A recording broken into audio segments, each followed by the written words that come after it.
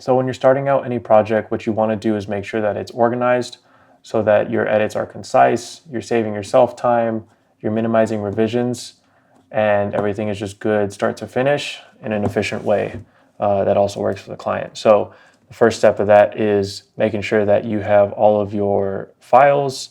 I know I have used 3 cameras on this day, 3 FX3s, 1, 2, and 3.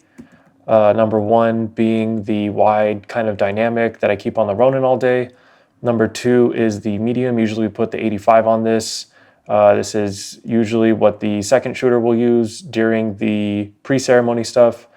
And this will then become the medium angle / groom angle for the ceremony. FX3 3. This is our third FX3. Typically we don't even use this until the ceremony. And then for like toast, or toast and cake cutting, stuff like that. So it's not going to have that many files on there. So like you can see the first file here this is from the ceremony. Okay, audio, my F2s. My F2.1 is going to always be the groom. F2.2 is going to be the officiant or priest. F3 is typically going to be something that is track 1 is going to be a mic level. Track 2 is going to be a line level, usually coming out of the speaker from the DJ. Track 1 may also be the XLR out from the microphone receiver, which is the best source of audio for speeches from the DJ. Track 2 will usually be like a line level from the actual speaker tail end of the chain of the sound.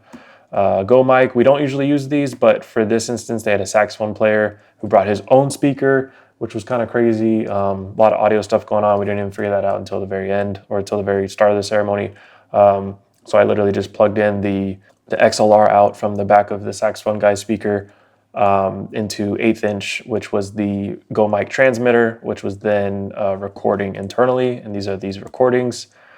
And the H1N, which is like our kind of backup open audio recorder. Usually, in this case, I put it on top of the speaker and just draped over a lavalier microphone wire to get the audio from the speaker.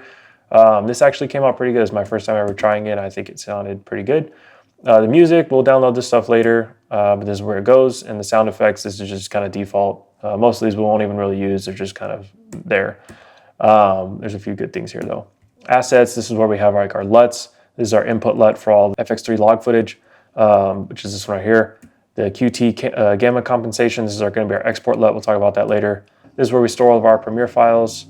And the exports, usually I'll have a folder here called draft, and I will have one called final. This is just where the exports go. Obviously the drafts go here, the finals go here.